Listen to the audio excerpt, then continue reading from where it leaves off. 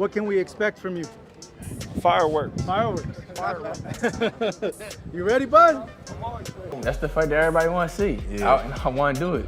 Do you respect him as like when he's like, I got a couple fights left, I'm at the end, I'm only trying to get mega fights, so I understand it. Man, like I said before, you know, that's my obligation in the contract, and I gotta honor that if, you know, that's the next move for me in my career. In a move that caught the boxing world by surprise, Terence Crawford responded to Jaron Ennis's call for a fight at super middleweight and accepted his offer. This was a completely unexpected response from Crawford, who has never entertained discussions about a fight with Ennis. But now, the stage is set for what could be an electrifying clash between two of the sport's most dynamic fighters. Ennis, preparing for his next bout, claimed he was willing to make the jump to 168 pounds for a shot at Crawford's titles, and Crawford's response was simple and direct: send the contract. Terence Crawford against Jaron Ennis, for me, is the best fight in American boxing. But it needs to be a payday for Crawford that would get him interested, because Crawford knows how good Boots is. And I'm not saying that Crawford thinks he's going to lose to Boots, but he knows that is a real fight. But for me, Boots is the new Crawford. You know, without him, you know, really wanting to fight and putting forth the effort into doing what he can do along with me to get this fight done, we wouldn't be fighting. So it's only right that I give him that same, you know, I want and I need. So after I do my thing, you know, Saturday night and be victorious, you know, I feel like it's only big name fights from here on out. You know, only main event headlines and pay-per-view headline, pay-per-view fighting. So that's my goal. Your skills. This potential showdown has been confirmed by Ennis's promoter, Eddie Hearn, who is calling it the best fight in American boxing. Terence Crawford versus Jaron Ennis, for me, is the best fight in American boxing, Hearn declared. But he also made it clear that it needs to be a payday that gets Crawford interested, because Bud knows just how good and how dangerous Boots really is. For Hearn, Boots is the new Crawford, a fighter with a similar killer instinct and technical brilliance. Fight that makes a whole lot of sense, and a fight that stylistically would be, oh my goodness, is a fight between Terence Crawford and Jaron Boots Ennis. I don't think I think that's going backwards for Terence. To that point, Jaron doesn't have the kind of accolades. He doesn't sell to the mass and all these. So this fight was perfect timing for both these guys. It's been a roller coaster, but you know, we made it to the top.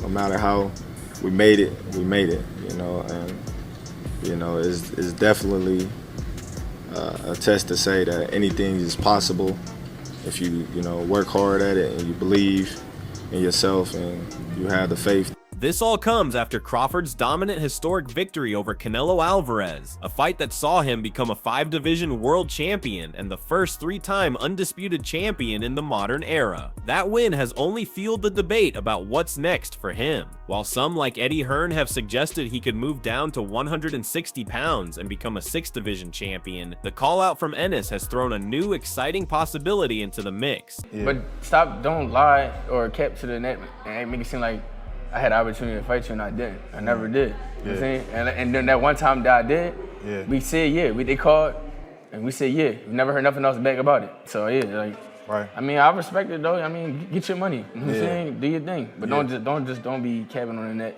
About the Crawford Canelo fight. Were you surprised by the outcome? It's boxing, you know. Anything happen. No doubt. My other question for you is, you know, with this win, everybody said Crawford elevated his status. He's the GOAT. Do you think this win puts him on Mount Rushmore or makes him a GOAT in boxing? Everybody got their own opinion. Ennis himself has been on a tear, becoming the unified welterweight champion and now making the move up to 154 pounds. His journey has been defined by a relentless pursuit of greatness, and a fight with Crawford would be the ultimate test. Interestingly, Ennis served as a sparring partner for Canelo in his preparation for the Crawford fight, a move that gave him a unique up-close look at both legends. But that high-level training couldn't prepare Canelo for what was coming, as the Mexican star admitted after his defeat that his body simply failed him. Brooks Park, South Philly. Yeah. All right, so you know they'll kill me if I don't ask you, right? What? Canelo Alvarez, Terence Crawford wins unanimous decision victory. Yeah. What was your thoughts on the fight? I was trying to stay up. It was getting too late, yo. It was like, I think by the time they came on, it was like probably like 1 o'clock or something like that. It was like 1 and 2. I trained. We got a couple more days, and y'all gonna see Canelo fighting Crawford. So I ain't got no comment on who gonna win the fight. You dig? If Crawford do what he's supposed to do, he got an option. If he don't beat Canelo.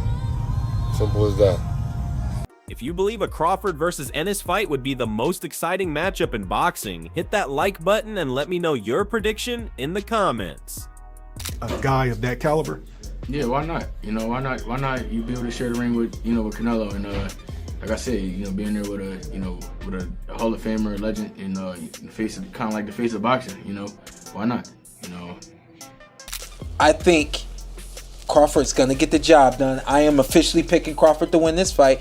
It is still 50-50, but obviously he says that till he goes to Canelo. I'm obviously gonna say that this is a 60-40 fight, and I have Crawford winning this fight. Crawford's gonna win this fight doing something that nobody's done to Canelo. Okay. This is gonna help Canelo. He's sparring against a great fighter, world champion in Ennis, and like I said before, iron sharpens iron, and maybe it will. But on the other side, it was interesting to hear your side of how, whether it's the overtraining or I think more the mental side. What if Boots is getting the best of him? How does that affect Canelo going into this fight? Why would you want to even put that doubt in your fighter's head going into such a big fight? And that brings us to the aftermath of the Canelo fight. More than 70,000 fans packed Allegiant Stadium, and over 41 million tuned in on Netflix to watch Crawford put on a masterclass. In the wake of that victory, Jaron Ennis, who had previously picked Canelo to win, had to give Crawford his respect. It was a great win for Crawford and a great fight for boxing, he admitted. But even as he praised the new king, Ennis's focus remains on his own career as he prepares to make a statement in his new weight class. He's not me. Yeah. As much as a lot of people, say we have similarities and, we switch a lot and we fight a lot. He's not me, and I'm not him. So. Yeah. Tim had said comparison that he's like a Chrysler 300. And now, I think Boots brought the best out of Canelo. I don't know how many rounds they may have sparred, if it's true, but if it is true, I'm assuming that Boots may have brought the best out of Canelo Alvarez in that sparring.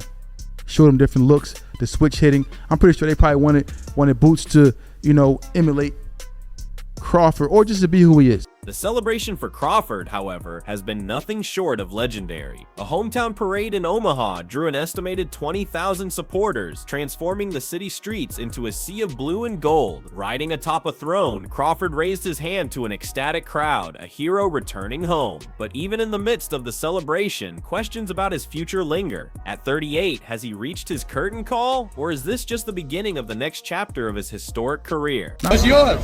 My opinion is I like who I like. I like Roy Jones, Floyd Mayweather, Pernell Whitaker. I'm liking Sugar Ray Leonard. I've been watching a little bit of Sugar Ray Leonard, James Tony. So they my top guys that I've been watching. Many highly. Put it this way, I'll get right to the point. I wouldn't want wars with my guy who's been in 65 fights or 60 whatever, and is at that 34 years. Crawford himself has made it clear that he's not boxing for money, he's boxing for legacy. 100 years later, they are going to talk about, remember that kid from Omaha, Nebraska, Bud Crawford, he said. He went up 3 divisions and beat Canelo Alvarez. My name is going to be rung and talked about when I'm dead and gone. That's what legacy is all about. Never! Always. This is crazy, Chester. I just didn't want to see Chester. I didn't want to see Chester. You got a Team Crawford shirt on, hoodie on, but you going against me? You going against me? What'd he say, Red? I said don't get scared. No. What'd he say? He said you just want to see him lose. Thank you. I trained twice that day. I was like, I'm gonna just try to stay up, and the fight before that was.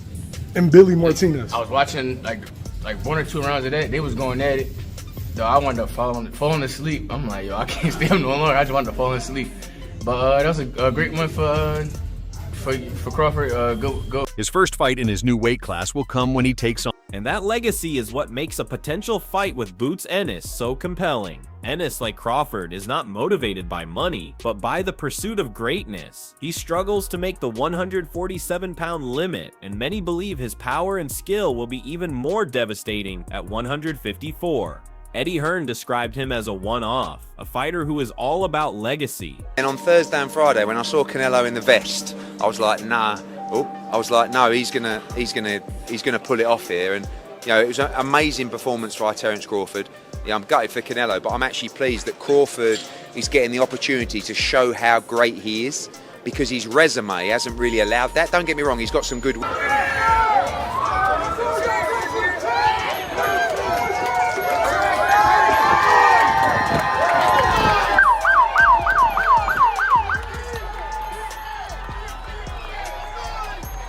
Moment following a once-in-a-lifetime fight.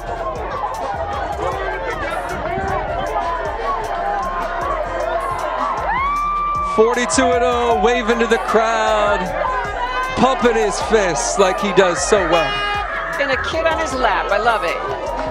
Guys, I'm having a hard time hearing you, but it's hard to hear anything because it is loud. The city of Omaha is out. Bud Crawford making his way to the heartland of America Park. I figured it being so close to the fight too as well. You know, you're kind of like tunnel vision when it comes to your opponent. And the only reason why I ask is because, you know, Turkey had mentioned that if Teo gets past Barboza, we could see a fight with you and Teofimo. I know Top Rank tried to make that fight as well. So I was just curious now, like, what do you think of Teofimo as a fighter? He's a good fighter, you know, good fighter. That's about it.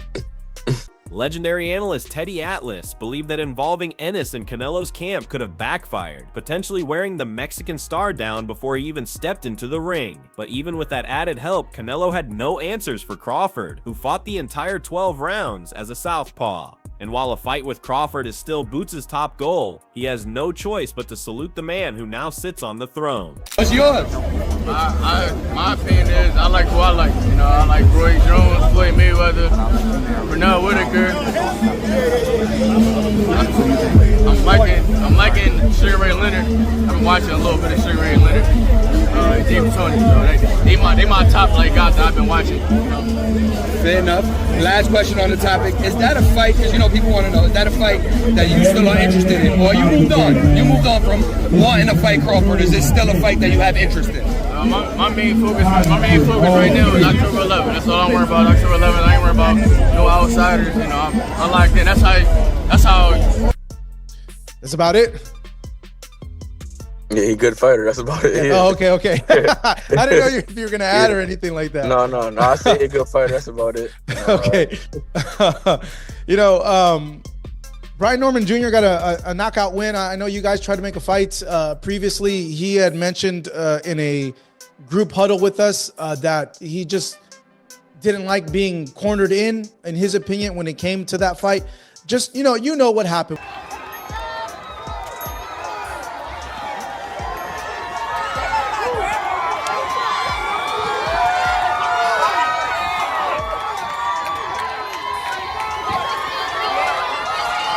That fight, Jaron, just give us your perspective on that and him saying those comments. I ain't gonna lie, I don't even know what you're talking about. I've been so locked in and zoned in on what I got going on. I ain't been worrying about nobody else doing nothing. Like, I just been going to the gym, training, you know, locking in books and things like that. You know, even coloring a little bit. I'm just so focused on what I got going on. I really ain't been on social media. I post whatever I post and get. For now, Ennis is focused on his own career, preparing to put on a dominant performance and score a beautiful knockout in his 154-pound debut. But the specter of a showdown with Crawford looms large, a fight that would pit the new king against the heir apparent in a battle for the soul of American boxing. As Crawford himself said, after a career of being told he was fighting nobodies, what can they possibly say now? The answer is simple: they can say his name alongside the greatest to ever do it.